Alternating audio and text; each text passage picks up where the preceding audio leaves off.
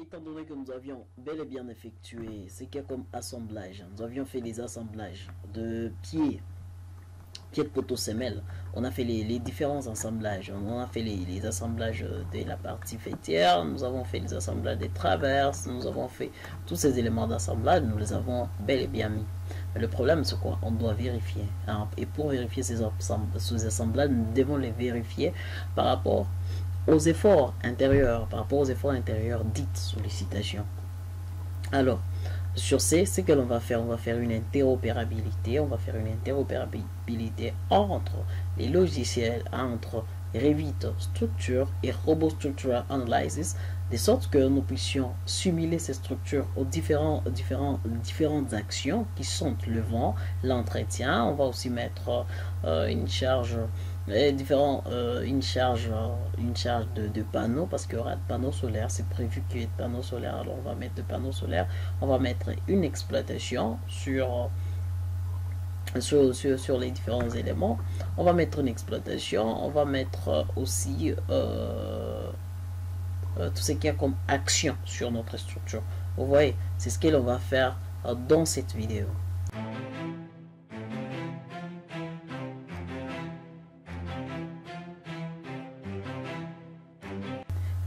Salut à toi et bienvenue sur ma chaîne. Moi c'est Marc Pouzina.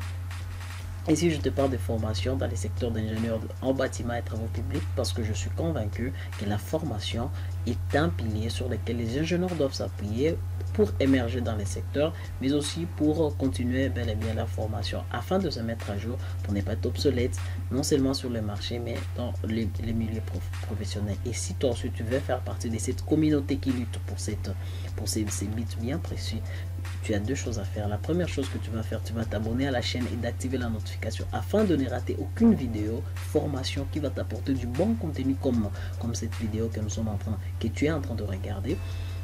Alors la deuxième chose que tu vas faire, que je t'invite à faire, c'est le fait un cadeau de bienvenue, que je te donne, c'est de télécharger les didacticiels que l'on a appelé Revit Structure Guide, qui va te permettre de te mettre au parfum, de te bâtir un beau mindset afin de parfaire cette formation. Nous sommes à un certain nombre des éventuelles formations que nous avons bel et bien fait sur Revit Structure. Alors je t'invite bel et bien à aller sur notre page, et essayer de vous imprégner de différentes vidéos formations. Ce n'est pas la seule vidéo formation que nous avons, il y a plusieurs formations. Vous pouvez voir une batterie de formations sur notre chaîne qui traite nécessairement sur les différentes formations dans le secteur de bâtiment et travaux publics. Vous pouvez jeter un coup d'œil. Nous espérons bel et bien que vous n'en sortirez pas bredouille.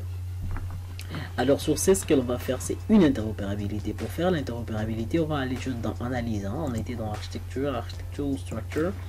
On va aller dans analyser, on va aller dans cette partie ici des structures, et puis on va prendre intégration avec robot structural analysis. Vous allez bel et bien voir, on va nous demander la direction de l'intégration avec robot structural analysis. Est-ce que on va envoyer le modèle, on va mettre à jour le modèle, et les résultats? Est-ce qu'on va faire une intégration directe ou envoyer les fichiers intermédiaires? C'est que l'on va faire. Et si tu veux des options, il y a même des options d'envoi où tu peux bel et bien faire les différents, utiliser les plans, projection, le projeter, les ferraillage, si tous ces éléments, assemblage acier. Moi je vais carrément mettre les assemblages acier. Ça c'est bon. Déterminer les cas concernant le poids des charges, hein. le poids propre. Nous avons différents cas de charges qui ont été créés ici, parce que lorsqu'on veut en soi commencer les chargements sur Robot Structural Analysis, on doit d'abord créer les cas de charges afin de définir les charges correspondantes à chaque cas de charge. Vous voyez, donc ici déjà Revit nous a déjà proposé un certain nombre de cas de charge. Ici DLC, dead load. Dead load, ça veut dire poids propre, hein. Dead load, donc dead load, charge morte. Vous voyez, donc le poids propre c'est le poids mort. Vous voyez, c'est ça, c'est au fait ça. Alors on va intégrer les assemblages, hein, et puis qu'est-ce que l'on va faire? On va envoyer le modèle. Ok, on va envoyer le modèle sur robot ici j'ai Robot Structural Analysis. Comprenez que ces deux éléments, ces deux logiciels doivent être de même version. Ici nous sommes sur une version qui n'est pas récente, c'est une version 2019, une version 2019. Donc on va envoyer sur Robot Structural Analysis 2019. Alors, vous voyez, c'est ce que va se faire. Alors sur ces, il faut avoir les deux logiciels de même version. Et puis quand on a les deux logiciels de même version, facilement vous pouvez faire une interopérabilité, c'est-à-dire une connexion entre ces deux logiciels, une intégration de ces deux logiciels, afin de continuer dans de bonnes et meilleures conditions votre étude. Voilà, il y a un message qui vient. L'envoi vers le programme Robot a été terminé. La commande a été exécutée. Voulez-vous consulter la liste des messages? Non, moi je ne veux pas consulter la liste des messages. Je vais maintenant sur Robot. Vous allez bel et bien voir qu'il est déjà bel et bien noté ici. On met Revit F. Nous avons dans les lignes de construction. Dans les lignes de construction, il y a déjà les différents éléments qui ont été créés. Tous les éléments ont été créés dans les lignes de construction. Et les étages, les différents étages, niveau 1, niveau 2, ont été créés. Vous allez voir dans structure, et puis vous allez dans étage. Vous allez voir que tous les niveaux ont été créés. Vous pouvez bel et bien venir ici. Alors nous avons notre élément ici. On peut mettre l'épaisseur. Vous pouvez bel et bien le voir. Alors, nos éléments sont là. Nos éléments sont bel et bien là. Nos éléments sont bel et bien là. Nos éléments sont bel et bien là. Qu'est-ce que l'on va faire? On va faire maintenant le chargement. On va faire, ici maintenant nous sommes dans Robot Structural Analysis, on va faire le chargement, on va vérifier ces ensembles, on va vérifier la vérification des assemblages. Qu'est-ce que l'on va faire ici, hein? On va faire ce que l'on va faire, on va récupérer les éléments ici, les moments. On va prendre les moments fléchissants, les formes normales, on va prendre donc les sollicitations sur chaque nœud, sur les nœuds où nous voulons vérifier l'assemblage. Et puis nous venons ici. On peut prendre ça ici. Lorsque je sélectionne l'élément, je suis dans propriété.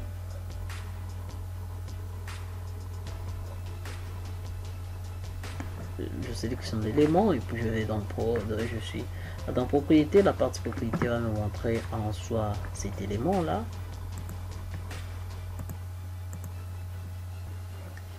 Les éléments de propriété vont apparaître carrément là-bas dans cette palette, de propriété.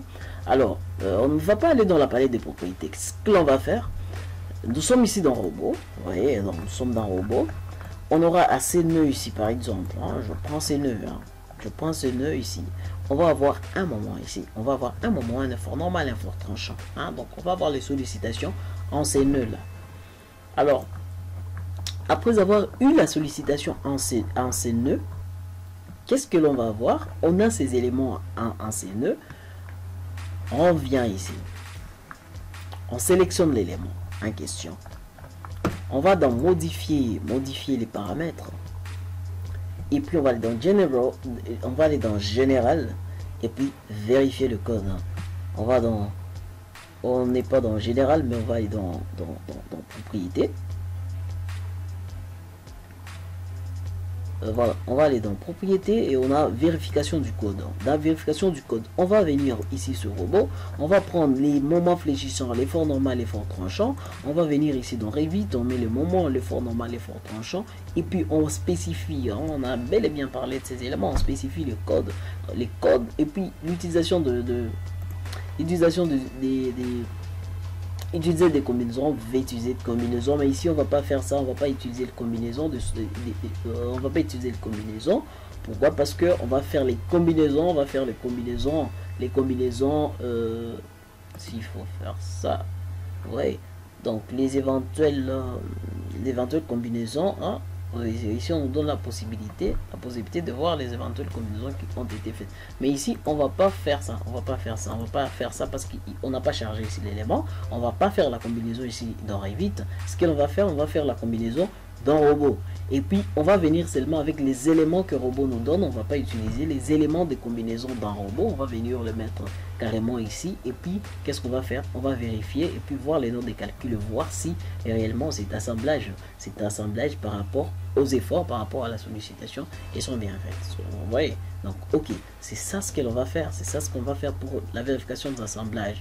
Non seulement on doit vérifier les assemblages, on va pas seulement vérifier les assemblages, mais ces éléments ici, on doit savoir est-ce que les, parce qu'ici on a pris par exemple les, c'est sûr que ce sont de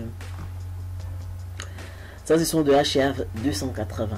Est-ce que les HA 280 sont des éléments optimaux? Est-ce que c'est le profilé le plus optimal? Nous sommes en conscience métallique, c'est-à-dire qu'est-ce que l'on va faire? On prédimensionne. On a prédimensionné, on a trouvé HA 280. Après avoir trouvé HA 280, ne vous en faites pas, on ne se limite pas par là. Qu'est-ce que l'on va faire? On doit maintenant dimensionner. Et dimensionner revient maintenant à vérifier l'élément face aux différentes sollicitations et faire une itération.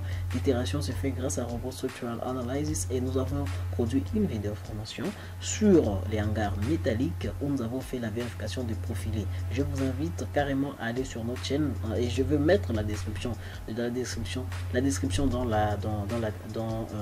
je vais mettre le lien de la vidéo dans la description où vous pouvez carrément les cliquer et voir comment on peut faire la vérification des poteaux, on peut faire la vérification des différents profilés. Ici on va s'intéresser beaucoup plus aux assemblages et aux besoins. On peut faire la vérification des profilés pour essayer de montrer une vue d'ensemble de comment on peut faire. Mais il y a une vidéo qui traite de cela pendant plusieurs minutes. Et je vous invite vivement à aller voir. Si vous voyez que c'est tellement important que vous puissiez vérifier les profilés, parce que ça doit se vérifier, ne vous en faites pas. Avant même de vérifier les assemblages, je vais vous dire, allez vérifier d'abord les profilés. Mais qu'est-ce que vous allez faire? Vous faites une pause sur cette vidéo. Vous allez dans la barre de description, vous cliquez sur cette vidéo, vous voyez vite comment on fait la vérification sur Robot Structural Analysis que l'on a produit sur notre chaîne, et puis vous revenez directement ici pour nous retrouver dans la vérification des assemblages. Alors qu'est-ce que l'on va faire? On va venir ici dans Robot Structural, on va essayer de charger nos éléments, on va essayer de charger nos éléments, Qu'est-ce que je vais faire? Je vais la simuler au vent, je vais juste la simuler au vent, je vais mettre une dalle ici. Normalement j'avais mis une dalle, je ne sais pas comment, ça ne s'est pas affiché, mais vous pouvez voir dans la vidéo, dans la dernière vidéo, nous avons essayé de modéliser une dalle ici. On peut modéliser une dalle ici, nous sommes au niveau 2. Je peux juste aller là-bas. Je prends aussi une dalle au niveau 2, XY, voilà. C'est ici, on a essayé de modéliser, une dalle, on a pris, je pense que c'était une dalle de 20, une dalle de 20, peut-être une dalle de 15. On peut modéliser une dalle de 15 carrément, on peut prendre une dalle de 15, on met juste une dalle de 15, puis on va la charger, on va essayer de la charger et voir comment ça va se passer. Qu'est-ce que je vais faire? Je prends, j'ajoute un élément fini, je prends une date de 15, voilà, une date de 15, une date de 15, bon je mets juste 15 ans, je mets une date de 15, ok, je vais venir là, voilà. Je mets deux panneaux. Je peux carrément faire ça. Je peux créer des dalles. Ok. Et je mets deux éléments. J'ai carrément des éléments. Voilà. Je mets une dalle là-bas. Voilà. Je peux le laisser comme ça. Alors, ce que je vais faire, je vais aller dans cas des charges. Normalement, il y a des cas des charges qui ont été créés. Je vais aller dans... Je dois choisir le cas des charges. Il y a des cas des charges ici. Vous avez vu les cas des charges qui ont été créés par robot. Lui-même, déjà, il a pas Revit. Lui-même, déjà.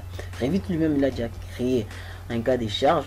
Mais les cas des charges, alors ce que l'on va faire, on va couper court, on va effacer les cas des charges, puis en créer, on va couper court, on va juste laisser des lines, des dots, c'est-à-dire le poids propre, on va pas créer le poids propre, on va juste, voilà, créer les différents éléments.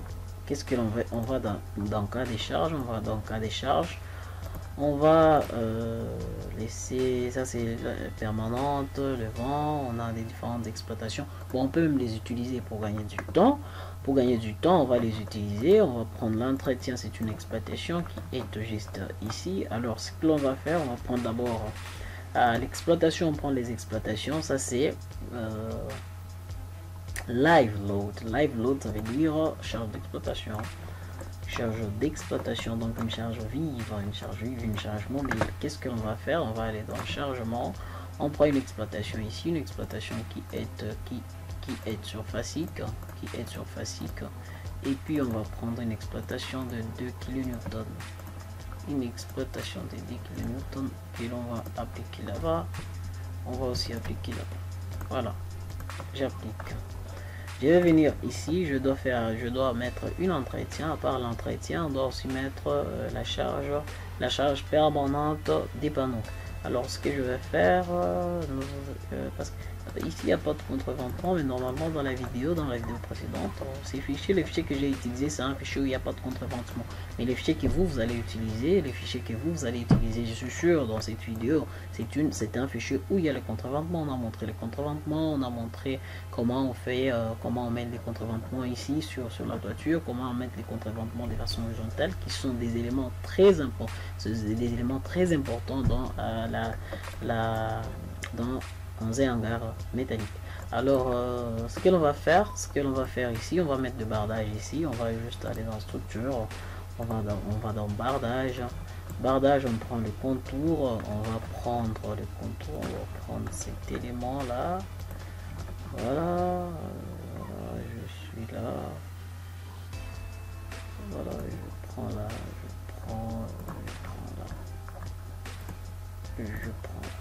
voilà, je prends cet élément et puis je vais juste sélectionner ça et puis faire un miroir, je vais prendre ici XZ, je vais faire juste un miroir, je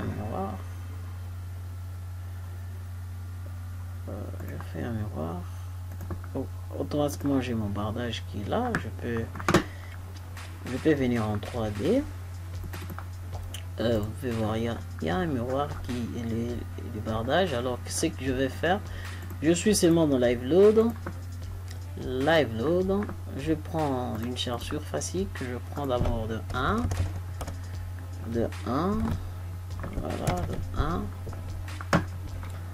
1 kN, de 1 kN, je sélectionne les bardages, j'applique, ok, je vais prendre dans le cas des charges, je vais ajouter une charge d'exploitation, je vais écrire charge dépannant, ce sont des panneaux, j'ajoute, ok, la charge des panneaux c'est une charge qui est permanente, bien que c'est des courtes durées, mais c'est permanente, c'est 0.15, moins 0.15 kN, ok. Voilà, j'ai ces éléments, qu'est-ce que je vais faire? Je vais assainir en fait, je vais assainir cet élément, je vais enlever ça. Je supprime.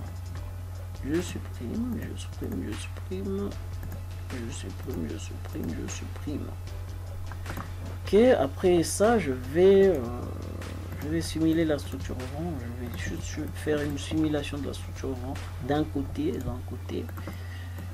Je vais juste simuler la structure au vent. Ici, dans les charges permanentes, il y a les charges de...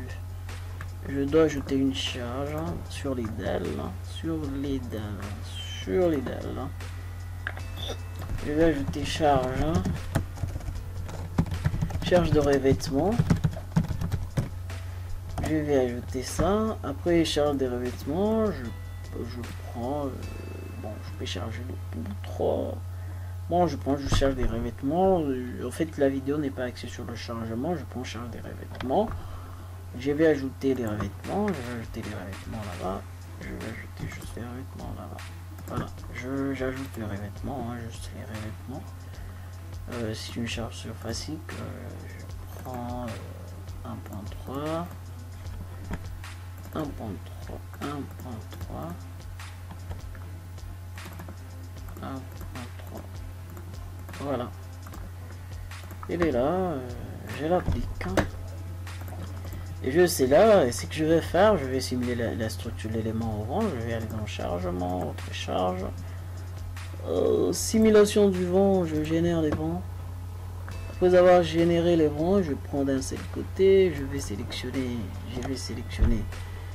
Normalement, ce sont des éléments au vent. Je prends structure, je vais dans bardage.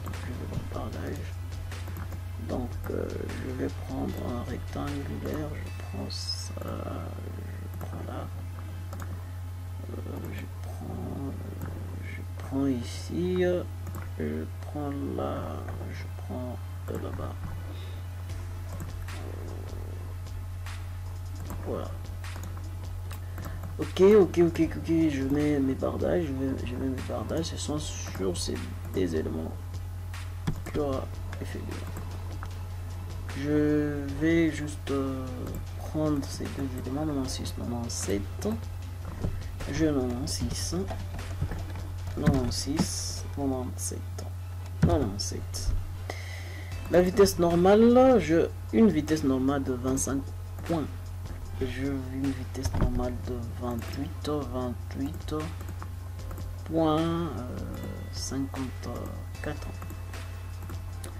28.5. Une vitesse du vent, je peux regarder le profil. Laisse-moi prendre un profil pareil. Ok. Je démarre carrément la génération du vent.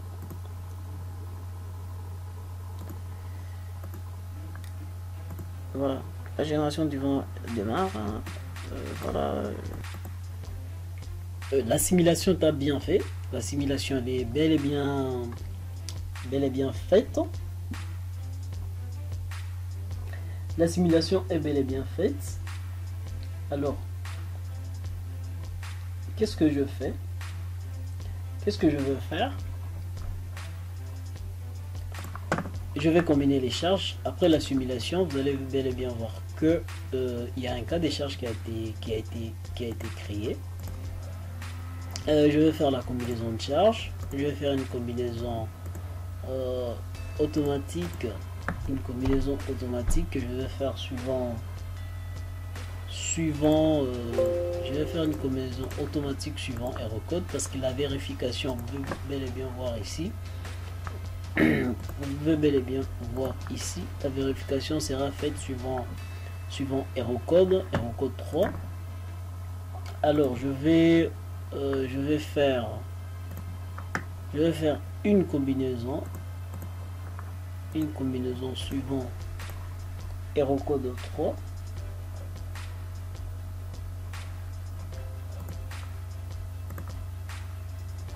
Je vais faire une combinaison suivant Aerocode 3. Aerocode 3, c'est la tension métallique. Aerocode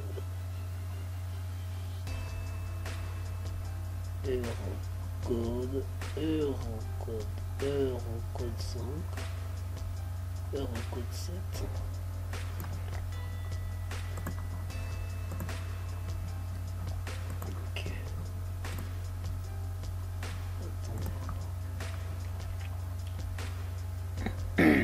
Ok, je vais faire une combinaison suivant Aerocode 7. Alors, après avoir fait ça, le vent NV65.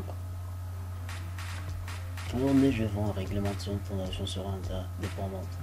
Voulez-vous ajouter automatiquement la norme règlement positif ou règlement à la position modifiée? Oui.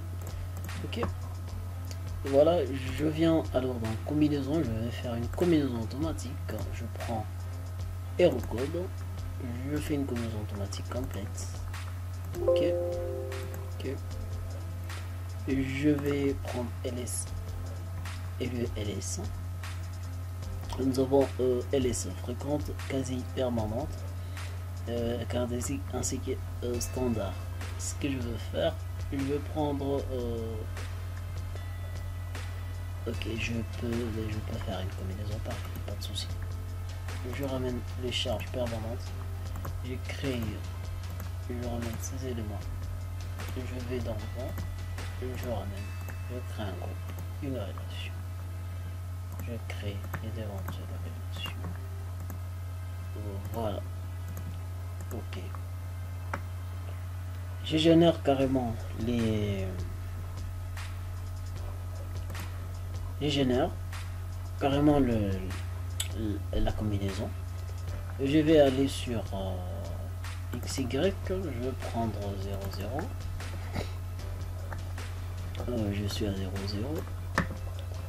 À 0, 0, je vais enlever ça. Je prends à 0, 0. Je vais venir dans aucun. Ou pendant aucun aussi. Hein. Pendant aucun. Je vais venir dans les chargements. Je prends sur nœud. Je mets des encastrements. Je suis là. Je mets des encastrements. J'ai mis de différentes charges. Je fais la combinaison de charges. Qu'est-ce que je vais faire? Je vérifie la structure. Je vais vérifier la structure. Je vérifie la structure. Et puis je fais quoi? Je lance les calculs. Voilà. Après avoir lancé les calculs, facilement je peux venir. Je sélectionne maintenant chaque nœud.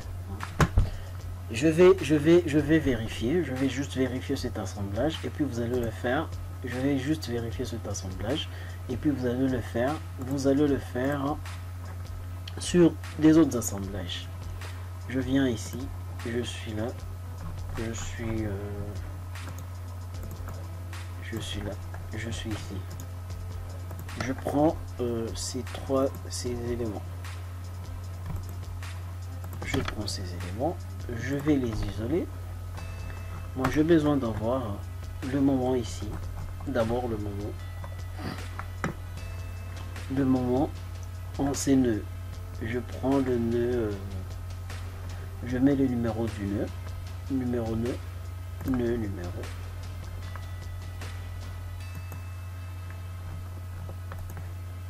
Je fais numéro de barre, numéro de nœud. Bon, je termine. On va finir numéro 2. Voilà. C'est le numéro 2. Oh, je viens dans résultat, je prends effort. Résultat effort, et puis je vais choisir le numéro 2. Je suis au nœud numéro 2, cas des charges. Je prends cas des charges. Et je prends cas des charges. Ce premier cas des charges. Je prends le nœud numéro 2. Barre, nœud numéro 2. Dans quelle barre? Voilà. Numéro 2. Bon, il faut avoir les extrêmes globaux. C'est pourquoi j'ai voulu isoler ces éléments. Je les isole. Je prends ça. Je prends ça. J'isole ces éléments. J'isole. Et puis je prends résultat, effort. Je vais prendre les efforts. Le moment fléchissant d'abord. J'applique tout le temps. Ok, j'applique. Je prends extrême globaux, j'applique.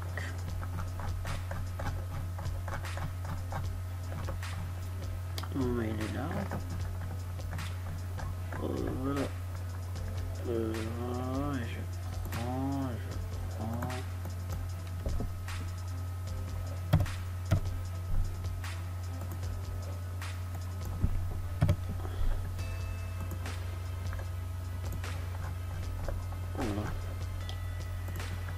prends logo.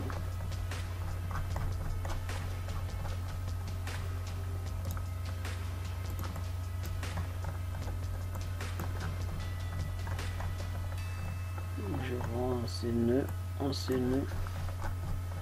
Je peux bel et bien voir, laisse-moi prendre les extrêmes locaux, j'applique. Voilà. J'applique. Voilà. Extrêmes locaux, j'applique. S'il faut un moment, là-bas, il y aura un moment de 0.96. Donc j'ai un moment ici de 0.96, 0.96, j'ai 0.96,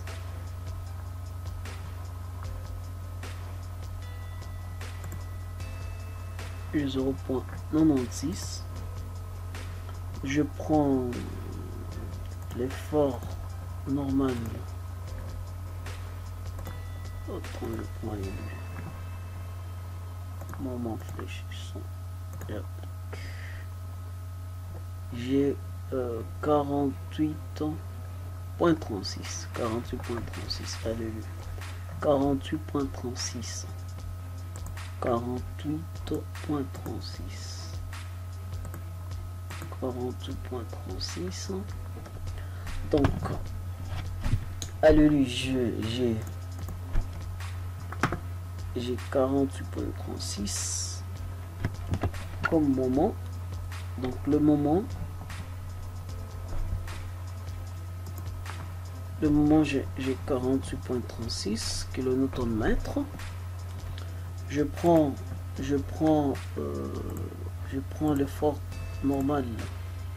L'effort normal, j'ai 46.12. Je prends l'effort tranchant, j'ai 41.25. Alors je viens là, je prends 48.36.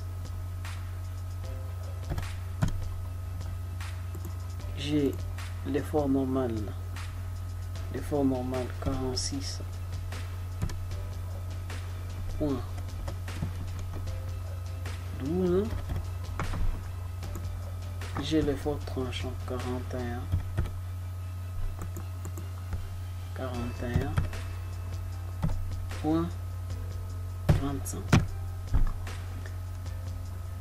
Je vérifie. Je clique sur vérifier.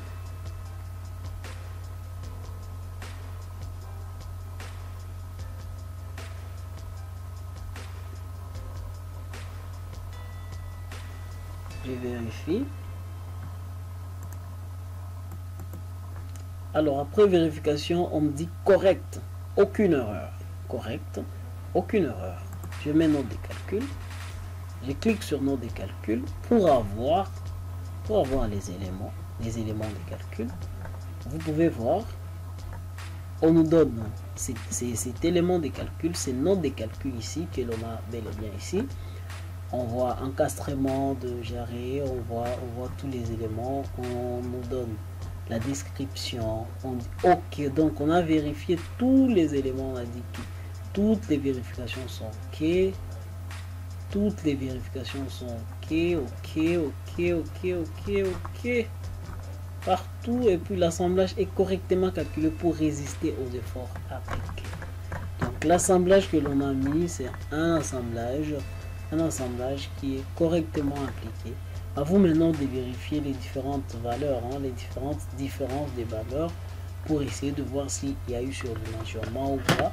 Donc vous pouvez bel et bien le modifier, essayer de réduire encore les différentes dimensions s'il y a surdimensionnement, et puis révérifier encore, faire la même opération pour révérifier. Vous pouvez redimensionner, vous diminuer de plus en plus les éléments. Nous on a mis les éléments, on a vérifié que ces éléments ce sont des éléments qui tiennent. On a vérifié ici, vous voyez que ces éléments qui tiennent. Ici on peut même imprimer, sous format PDF. Cet élément ici on peut imprimer ces noms de calcul sous format PDF. On a bel et bien vérifié. Que cet élément peut supporter les charges de calcul, assemblage.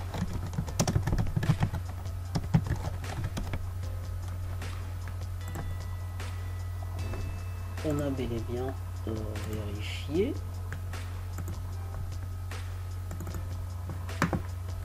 Vous pouvez voir, c'est de cette façon que vous pouvez maintenant prendre tout ce qu'on a comme assemblage. Vous pouvez prendre les éléments d'assemblage, tous ces assemblages ici, vous pouvez les vérifier. Vous pouvez les vérifier de cette façon-là, de la façon dont on a montré. Tu fais une interopérabilité, tu charges, puis tu prends les éléments de calcul. Tu viens carrément avec ici. Et tu viens avec ici pour essayer de voir. Et puis tu as ces noms des calculs qui te permettent de te rassurer. Il y a une conclusion ici, l'assemblage est correctement calculé pour résister aux efforts. Donc tu as ces éléments qui peuvent te permettre à soi bel et bien de continuer. Il faut aussi faire la vérification de profilé. Comme on a dit, il faut vérifier ces profilés ici, voir si ces dimensions que l'on a données sont des dimensions optimales, si ce sont des dimensions qui respectent les réglementations, les conditions réglementaires. Si ça respecte, ben voilà, tu peux continuer tes dimensionnements, tu peux continuer l'étude, tu peux continuer et faire tout ce dont tu as besoin. Alors, nous sommes à terme de cette vidéo, carrément à terme de cette vidéo. Certes que cette session de formation sur la construction métallique, on a lancé une formation sur Revit structure construction métallique qu'on a appelé RVT1. On l'a appelé RVT1. Nous sommes sur une vidéo, on a fait une interopérabilité, on a vérifié les différents éléments dont on a pris en compte. On n'a pas vérifié tous les éléments, vous allez vérifier tous les éléments. Vous allez bel et bien vérifier tous ces éléments, tous les éléments d'assemblage que l'on a bel et bien créé. Vous vérifiez, vous les faites sur robot structural et vous allez voir une vidéo qui va vous permettre aussi sur notre chaîne, une vidéo qui va vous permettre de vérifier ces profilés. Alors nous, ce que l'on va faire, ce que vous allez faire après l'avoir fait, c'est une formation qui vous aide. Certes que ça peut aider une autre personne dans votre page, ça peut aider un autre ingénieur, ça peut aider d'autres personnes. Alors n'hésitez pas de faire appel à eux. Nous partageons ces éléments ici gratuitement sur YouTube. Nous les partageons pour que vous aussi à votre tour vous la partagez. Vous ne savez pas ce que ça peut faire. Si vous voulez bel et bien que cette personne aussi contribue à cette lutte de promouvoir tous les secteurs de bâtiments et travaux publics. Vous pouvez la partager, et je vous attends dans les commentaires pour me dire qu'est-ce qui ne vous a pas plu, qu'est-ce que l'on doit améliorer, et puis pour me dire s'il y a une autre façon de vérification des assemblages à partir de Revit structure que vous avez. Vous pouvez les mettre dans les commentaires, on va lire. Donc la vidéo continue dans les commentaires. N'hésitez pas surtout à aller dans les commentaires, et puis merci pour ceux qui commentent, et moi je vous dis à très bientôt sur notre chaîne.